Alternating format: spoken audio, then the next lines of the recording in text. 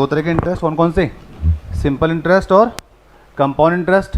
Simple interest का formula क्या था, PRT/100, ऐसा ही निकल जाएगा।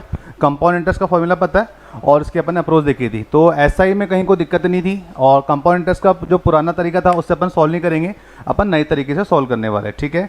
सो इसकी बेसिक क्लास में आपको ऑलरेडी करा चुका था। आज अपन बुक्स की जो हमारे क्वेश्चन है, शीट वाले क्वेश्चन, उनको सॉल्व आउट करने वाले हैं, ठीक है। स्टार्ट करें।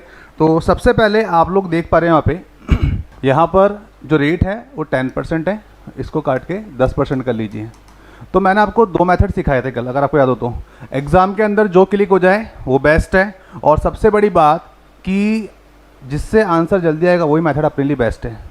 हर क्वेश्चन को सॉल्व करने का दो तरीके बताऊंगा, याद रखना। बुक में पीछे जो आंसर दे रखा उस तरीके से हम बिल्कुल नहीं करेंगे, क्योंकि वो बाबा आदम के ज़माने का मेथड है। बोले तो पहले के ज़माने जब एग्ज़ाम होते थे तो फॉर्मूला बेस्ड होता था, अब फॉर्मूले से काम नहीं चलेगा। हम एग्ज़ाम दे रहे कॉम्पिटिटिव, उस कॉम्पिटिटिव एग्ज़ाम में ट्रिक्स चलती है, तो ट्रिक्स की बात करते हैं। तो सबसे पहले आप ये याद करो, मैंने आपको जो बताया था, जो ट्रिक बताई थी, वो ट्रिक क्या थी। अगर टाइम हमारे पास में 2 ईयर आ रहा है, या टाइम आपके पास में 3 ईयर आ रहा है, या टाइम आपके पास में 4 ईयर आ रहा है, तो इसके लिए मैंने आपको क्या अप्रोच बताया था भाई। 2 ईयर के लिए 2 डिजिट 2 और 1 से मल्टीप्लाई करेंगे। अगर 3 ईयर की बात करें तो 3 ईयर के लिए 3 डिजिट 3 3 1, इससे मल्टीप्लाई करेंगे। अगर 4 ईयर की बात कर रहा तो 4 6 4 1, बस इतनी सी बात याद रखनी है। सारे क्वेश्चन बस इससे सॉल्व हो जाएंगे, कोई फॉर्मूला याद नहीं करना, बस ये चीज़ याद रहनी चाहिए दिमाग में। क्लियर है बात। सो यहाँ पर आगे बढ़ते हैं, सब स्टार्ट करते हैं यहाँ पे अपने क्वेश्चन को। सबसे पहले मैं आपको मेथड 1 से क्वेश्चन सॉल्व करने बताने वाला हूँ। बस मैं क्या देख पा रहा हूँ, क्वेश्चन के अंदर जो इन्फॉर्मेशन गिवन है, प्रिंसिपल आपके पास में 12,000, रेट कितना हमारे पास में, ये हमारा कितना था 10% है, और रेट आपके पास में 10% दे रखा है। टाइम कितना है जी, 3 ईयर है। ओके, अब क्वेश्चन ने क्या पूछा, how much would be the compound of 3 year, यानी कि कंपाउंड नहीं, कंपाउंड अमाउंट की बात कर रहा है। बोले तो मिश्रधन, मिश्रधन क्या होता है, प्रिंसिपल प्लस कंपाउंड इंटरेस्ट, वो बन जाएगा आपका अमाउंट। सो यहाँ पर बेचारे ने आपसे जो पूछा है अमाउंट ही पूछा है, लेकिन इसकी जगह अगर मैं होऊंगा तो पता क्या क्या पूछूंगा आपसे, बताओ CI SI का डिफरेंस क्या है, बताओ SIB कितना होगा यहाँ पे, ठीक है। सो सबसे पहले जो क्वेश्चन अपन से पूछा है मिश्रधन, बोले तो अमाउंट, वो निकालते हैं अपन यहाँ पे। तो यहाँ पर आपने देखा टाइम कितना है जी, 3 ईयर है। अगर 3 ईयर है तो 3 ईयर का अप्रोच क्या था मुझे बताओ, ये मैं आपको बता रहा हूँ मेथड 1। तो आपने बोला गुरुजी 3 3 1, इससे मल्टीप्लाई कर देंगे तो अपना आंसर आ जाएगा। मैंने बोला कैसा आएगा, तो आपने बोला सर 12,000 का 10% ही तो बोला है, तो 12,000 का 10% कितना होता है, 1200 होता है। बिल्कुल सही जवाब। अब हम कंपाउंड इंटरेस्ट से पढ़ते हैं, ब्याज पर भी ब्याज लगता है। 1200 को 10% बोलो कितना होता है, 120 होता है। 120 का 10% बोलो कितना होता है, 12 रुपये होता है। खत्म कहानी। और यहाँ पर आप देखोगे मल्टीप्लाई करने पे क्या आएगा, मल्टीप्लाई करने पर आएगा 3600, ये आ जाएगा, ठीक है। उसके बाद में ये हो जाएगा 12 तिया 36, 360 ही हो जाएगा। उसके बाद में 12 एकम 12। तो इस पूरे को यदि सॉल्व कर लिया जाए तो ये क्या निकलेगा, ये क्या निकलेगा, कंपाउंड इंटरेस्ट निकलेगा, ठीक है। जोड़ो जरा, 3600, 36 और 300 कितना होता है 39, 39 ही हो गए, 3972। कुछ याद आ क्या, अरे वापस देख लेते। 3600 है, 360 है, 12 है, 2 का 2, 6 और 1 7, 6 और 3 9, 3 का 3। कितनी बात समझ में आ रही है। अगर ओनली कंपाउंड इंटरेस्ट पूछा जाए, क्या बोल रहा हूँ मैं, अगर ओनली कंपाउंड इंटरेस्ट पूछा जाए तो हमारा आ जाएगा 3972 आंसर। लेकिन वो पूछ रहा है अमाउंट, तो हम जानते हैं प्रिंसिपल प्लस इंटरेस्ट क्या बन जाते हैं, अमाउंट बन जाता है। प्रिंसिपल कितना था भैया, 12,000 था। 12,000 में अगर 3972 को ऐड करेंगे तो कितना मिलेगा, 15,972। 15,972 क्या हमारे ऑप्शन में है, option number C will be the answer. कितनी बात क्लियर है। मेथड 2 से भी करेंगे, मेथड 2 से भी करने वाले। ये वाला मेथड कि सबको क्लियर है क्या, पक्का, ठीक है। तो मैं इसको यहाँ से रफ कर दूँ, ठीक है। अब इसको हम यहाँ से रफ कर रहे हैं और आगे बढ़ेंगे। ये क्लियर हो गया। अब मेथड 2 भी देख लो। मेथड 2 आपको सिखाया था, जहाँ पर स्टूडेंट का क्वेश्चन था सर ब्याज पर ब्याज कहाँ मिल रही है, हमें तो कहीं नहीं दिखी। बस वही वाली बात पर मैं आने वाला हूँ। मैंने बोला मुझे क्वेश्चन में जो गिवन है वो प्रिंसिपल है, मुझे गिवन है रेट है, मुझे गिवन है टाइम, मुझे क्या निकालना है, अमाउंट निकालना है। प्रिंसिपल बोले तो 12,000 है, रेट बोले तो 10% है, टाइम बोले तो 3 ईयर है। अमाउंट निकालना है, याद रखना मेथड 2, मुझे आप बताओगे क्वेश्चन खत्म होने के बाद सर मेथड 1 ज़्यादा बेस्ट था कि मेथड 2 ज़्यादा बेस्ट था। तो यहाँ पर हमने देखा, हमने केवल फोकस करना रेट के ऊपर। किस पे फोकस करना है? रेट के ऊपर। अंशुल 10% का फ्रैक्शन वैल्यू क्या होता है? 1/10 होता है। नीचे वाला नंबर किसको डिनोट करता है? प्रिंसिपल को। ऊपर वाला नंबर किसको डिनोट करता है? इंटरेस्ट को, यानी कंपाउंड इंटरेस्ट को डिनोट करता है। अब ये वाला तरीका समझो भाई, कितने साल की बात है? 3 साल की बात है। अगर मैं किसी को 10 रुपये उधारी पर दूंगा तो मुझे ब्याज समेत कितना लौटा रहा होगा? 10 + 1 11 रुपये लौटाएगा साल के अंत में। लेकिन ये 1 साल की बात नहीं थी, ये कितने साल की बात है? 3 साल की। तो सेम प्रोसेस 3 साल तक फॉलो होगा। क्या बोलते हो? 10 की पावर 3 या 3 बार 0 है, 1 2 3, और 1 को 1 से मल्टीप्लाई करो 1000 आएगा। और 11 का क्यूब आप सभी जानते हो 1331 होता है। क्लियर है इतनी बात? अब यहां पर मुझे बताओ, एक्चुअल में प्रिंसिपल 1000 नहीं है, एक्चुअल में प्रिंसिपल कितना है? 12000 है। एक्चुअल में प्रिंसिपल 12000 है। तो मुझे ये बताओ, इस 1000 से 12000 बनाने के लिए मुझे क्या करना चाहिए भाई? इंटू 12 करोगे ना, 1000 × 12 12000। और कंपाउंड इंटरेस्ट नहीं निकालने को पूछा उसने, अपने को अमाउंट पूछा है। तो यहां पर भी मुझे आपका अगर कैलकुलेशन अच्छा है तो मल्टीप्लाई करके बताओ, 12 से मल्टीप्लाई करने पे क्या आएगा? सीधा ये आंसर आना चाहिए ये।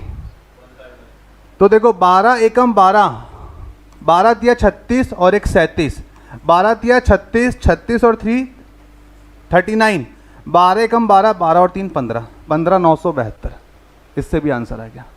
और बताओ, वैसे तो कंपाउंड इंटरेस्ट का फॉर्मूला होता है P × 1 + रेट अपॉन 100 और ये टाइम, फिर आगे -P। काफ़ी लंबे स्टेप्स, काफ़ी लंबे प्रोसेस। आंसर आ रहा है कि नहीं आ रहा है? अगर मुझसे कंपाउंड इंटरेस्ट पूछ रहा होता तो मैं क्या करता? 1000 और 1331 का डिफरेंस ले लेता।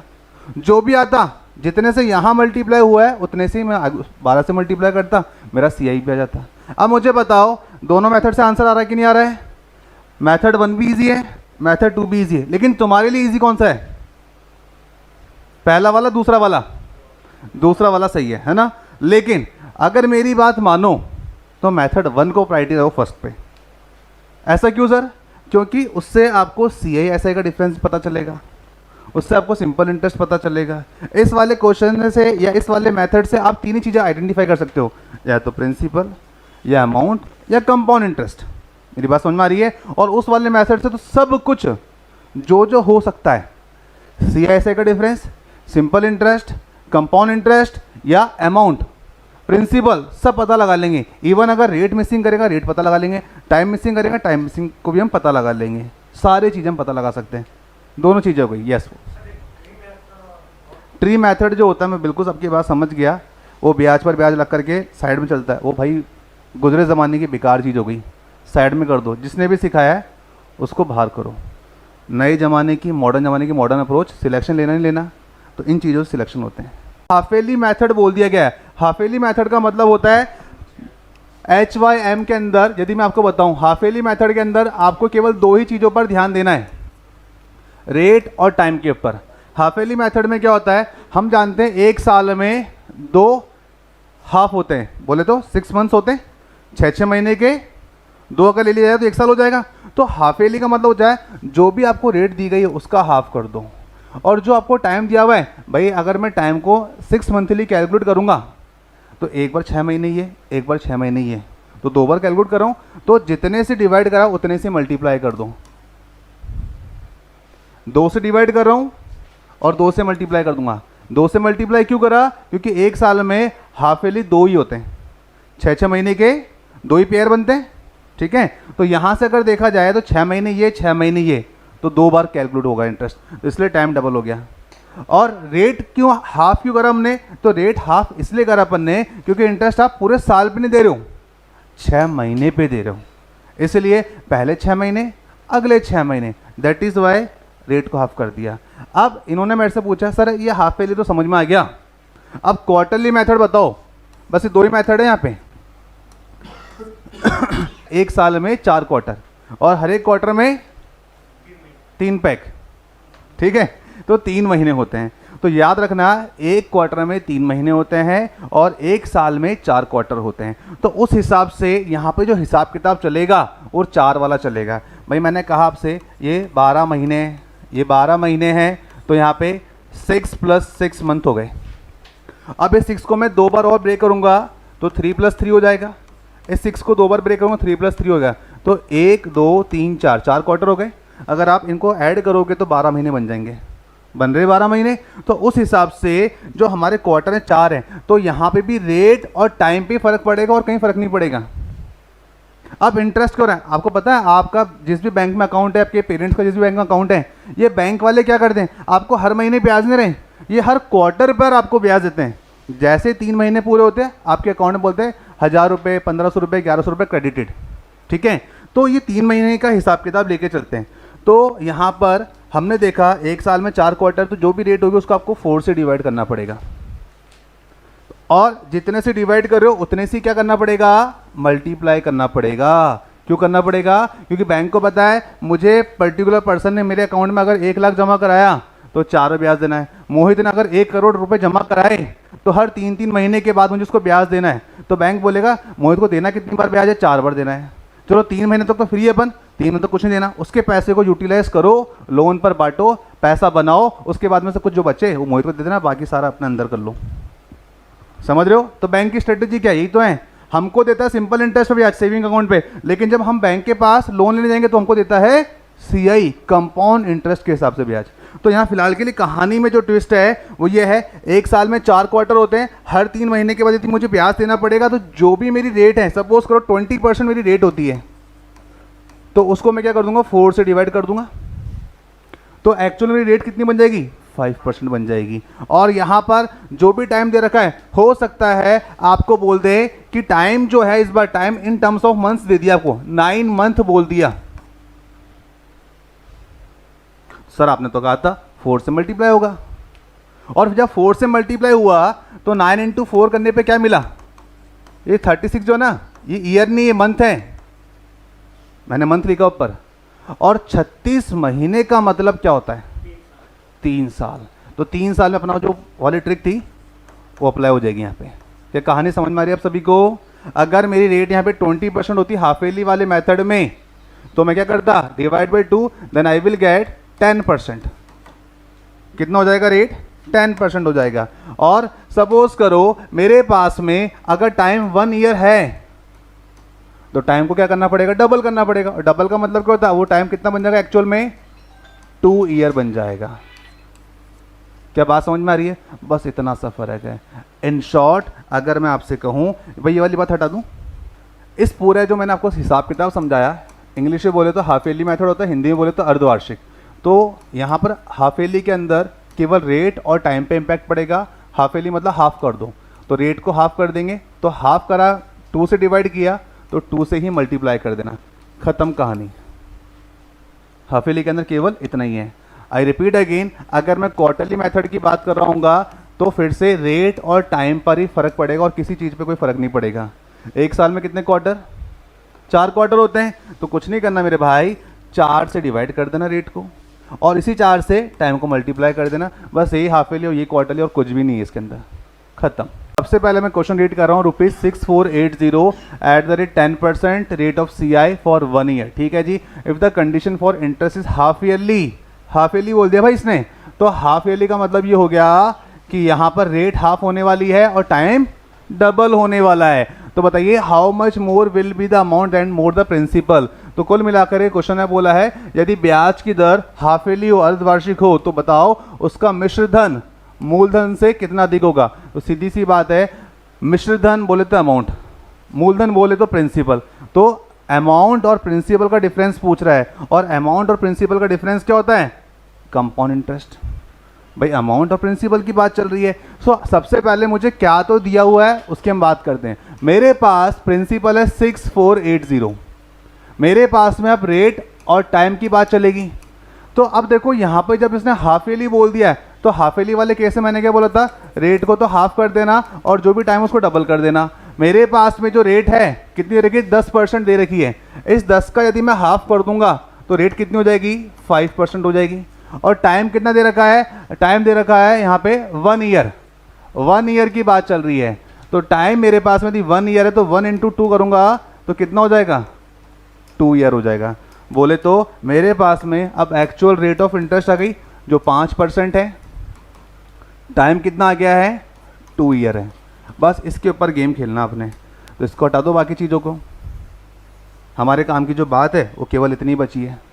अब फिर से वही बात है, सर जी 2 मेथड से आंसर आ सकता है, कौन से वाले से निकालें, मेथड 1 से भी आता है आपको, मेथड 2 से भी आता है। अगर आपको क्वेश्चन नंबर 1 में मेथड 1 मेथड 2 समझ में नहीं आया था तो फिर से रिवाइज करा दूंगा। एग्जाम में दोनों में से जो भी बात क्लिक हो जाएगी उससे आंसर आएगा, और ये श्योर है कि आंसर 30 सेकेंड से पहले पहले आ जाएगा। कोई सा भी मेथड अप्लाई करो। सो यहाँ पर सबसे पहले अपन देखेंगे कि भाई मेथड 1 में इसने बोला 2 ईयर, टाइम कितना है, 2 ईयर का है, 2 और 1 की बात हो रही है। सबसे पहले आपने देखा प्रिंसिपल 6480 था, रेट हाफ हो गया 10 का आधा, 5% हो गया था, टाइम 1 ईयर बोला था तो टाइम डबल हो गया, लगा दिया अपन ने। अब 2 ईयर की कहानी क्या थी, 2 और 1, 2 और 1 बोले तो 6480 का 5% निकालना, 5 2 ज़ा 10, 2 3 ज़ा 6, 2 2 ज़ा 4, 2 4 ज़ा 8। अच्छा, जीरो नहीं, केवल 324 ही है, ठीक है 324 है, हाँ 324 ही हो गया, ये लिख दो। अब 324 का 2 से भी तो मल्टीप्लाई करना है, 300 दूना 600, भाई 324 को मैंने क्या करा, 2 पार्ट ब्रेक कर लिया, 300 + 24, इसका डबल होता है 600, इसका डबल होता है 48, तो कितना बन जाएगा 648, ठीक है। यहाँ पर हो जाएगा आपका 648, ये हो जाएगा आपका 648, और उसके बाद में 648 के ऊपर ब्याज लगानी कितनी, 5%। यार एक बात बता, 324 तो मेरा ये आया, अब इसके ऊपर तो 5% निकाल रहा हूँ मैं, तो सॉल्व कर लो। अब देखो यहाँ पर क्या है, हिसाब किताब है, ये कभी भी 0 से काटना मत। इससे बढ़िया क्या तरीका क्या है, 5 4 ज़ा 20, 5 2 ज़ा 10 + 2 12, 1 ऊपर गए, 5 दिया 15 और 1 16, अपॉन में बच गए 2 0, तो सीधी सी बात है 0 से 0 कट गया, 1 0 बच गया, तो पॉइंट लगा दो, 16.2, बस इतना सा फर्क था, 16.2। अगर 16.2 है तो यहाँ पर इसको हम सॉल्व करेंगे, 648 तो आपका ये रहा और 16.2 ये रहा, तो 0.20 ये हो गया, 6 दूनी 12, 14, 4 1 5 और 1 6, 664.20, 664.20। एक मिस्टेक हो गई थी यहाँ पे, जीरो हमने ज़्यादा काउंट कर लिया था। हाँ जी, क्वेश्चन क्लियर है क्या? सेकंड वाले मेथड से भी आंसर आएगा? सेकंड वाला मेथड ट्राई करा आप लोगों ने? ये तो आपका मेथड 1 था भाई। सर जी मेथड 2 बताइए, मेथड 2 भी देख लो मेरे भाई, उससे भी आंसर आएगा, कहीं कुछ फ़र्क नहीं पड़ेगा। आपकी मर्जी है आप किस तरीके से आंसर निकालते हो, या एग्जामिनेशन हॉल में क्या बात दिमाग में तुम्हारे क्लिक होती है। चलो तो देखते हैं आज से फिलहाल के लिए मेथड 2। देखो बहुत सारे मेथड लेकर आए आपके लिए, अगर बुक में देखोगे तो बहुत बड़े लंबे चौड़े मेथड हैं, उससे अपने को नहीं जाना, अपने को शॉर्ट मेथड से आना है। हमको दिख रहा है 5%। 5% का मतलब होता है 5/100, 5 1 जा 5, 5 2 जा 10, 0 का 0। अब देखो हमको समझ में आता है नीचे वाला नंबर डिनोट करता है प्रिंसिपल को, ऊपर वाला नंबर डिनोट करता है कंपाउंड इंटरेस्ट को। सो अब यहाँ पर हम क्या देख पा रहे हैं, हमारा जो प्रिंसिपल है वह है 20 रुपये। हमारा जो प्रिंसिपल है वो 20 रुपये, और ब्याज समेत जब मिलेगा तो कितना बन जाएगा ये 21 रुपये। और समय कितना दे रखा है 2 साल, समय कितना दे रखा है 2 साल, तो 20 से 21, 20 को 20 से मल्टीप्लाई करो, 21 को 21 से मल्टीप्लाई करो, यू विल गेट 40441। एक्चुअल में अगर देखा जाए तो हमारा प्रिंसिपल आया 400, लेकिन क्वेश्चन कहता है 400 नहीं है, 6480 है। अंशुल इसका कितना टाइम चाहिए? 6480, 400 का कितना गुना है? इस वाले मेथड में अपन यही तो करते हैं।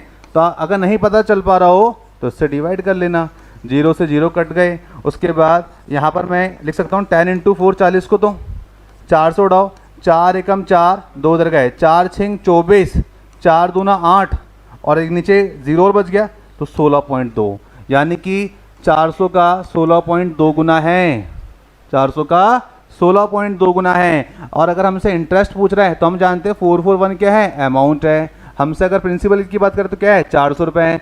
अमाउंट और प्रिंसिपल के अंतर को क्या बोलते हैं, इंटरेस्ट बोलते हैं। तो 441 में से 400 का तो क्या आ जाएगा, 41 आ जाएगा।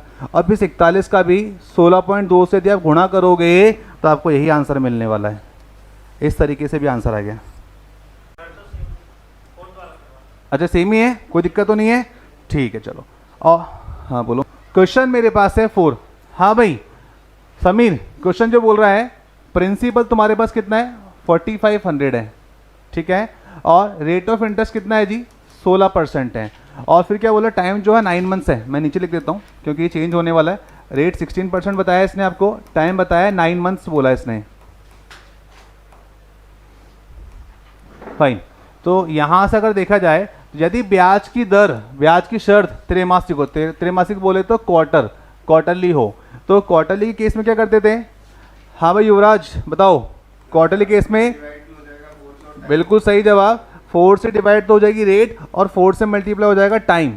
तो अब यहाँ पर हमारे पास में एक्चुअल जो रेट ऑफ परसेंट है 4% आ गई है। टाइम जो है 36 मंथ हो गया, और 36 मंथ को आप सभी जानते हैं क्या बोलते हैं, 3 ईयर्स। 12 दूना 24, 12 तिया 36, ठीक है। प्रिंसिपल बोलो कितना है हमारे पास में, 4500 है। मैंने कहा ठीक है। रेट हमारे पास में कितनी दे रखी है, 16%, लेकिन मैं देख रहा हूँ यहाँ पे क्वार्टरली बोला है, तो यानी कि रेट क्या हो जाएगी, 4 से डिवाइड हो जाएगी। तो 4 से डिवाइड होने पे रेट कितना आ जाएगा, 4%। टाइम की बात करें तो 4 से डिवाइड हुआ है तो टाइम भी 4 से मल्टीप्लाई हो जाएगा। 4 से मल्टीप्लाई होने का मतलब होता है 36 मंथ। देखो इसने क्या बोला है, 9 मंथ बोला था, 9 4 जो होता है 36 मंथ। 36 मंथ बोलो या 3 ईयर बोलो, क्या एक ही बात नहीं है, एक ही बात है। अब जब आप मेथड 1 की बात कर रहे हो तो 3 ईयर लिखा हुआ गया, और 3 ईयर का ट्रिक क्या था, 3 ईयर का ट्रिक क्या था जिशान, 3 ईयर का ट्रिक था 331 था। देखो आंसर बिल्कुल एक्यूरेट आएगा, कहीं कोई दिक्कत नहीं आएगी। अब यहाँ पर 4500 का आपको निकालना था कितना परसेंट, 4% निकालना था। भाई 4% निकालना, नीचे 100 आएगा, 2 जीरो से 2 जीरो कट जाएगी, तो सिंपल सी बात है 45 × 4। मैं जानता हूँ 45 का 2 गुना होता है 90, 90 का डबल कितना हो जाएगा 180। तो मल्टीप्लाई करने की जरूरत नहीं है, हम सीधा सॉल्व कर रहे होंगे। अब ये वाली बात भी हो गई ख़त्म। अब 180 का आपको निकालना है 4%, 180 का निकालना 4%। 0 से 0 कट गए, 18 चौके होता है 72, अपॉन में आ गया 10, ये हो जाएगा 7.2, ये हो जाएगा आपका 7.2। अब एक बार और निकालना है तो 7.2 यानी ब्याज पर ब्याज लगती है, तो हम क्या करेंगे 7.2 का भी 4% निकाल देंगे। कैसे निकालोगे, 7.2 का 4% निकालते समय बच्चे गलती क्या करते हैं, वो ये करते हैं कि भाई इस पॉइंट को हटा देना चाहिए, नीचे आ गए 0। अब मल्टीप्लाई कर दो 72 × 4, आसान हो जाएगा।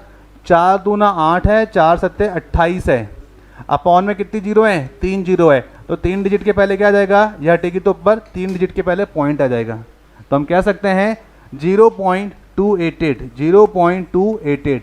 अब आपसे इसने पूछा था मिश्रधन बताओ, ठीक है मिश्रधन भी बता लेते हैं। अगर ये कंपाउंड इंटरेस्ट पूछता था हम वो भी बता सकते थे, हम CA ऐसे का डिफरेंस पूछता हम वो भी बता सकते थे इस मेथड से।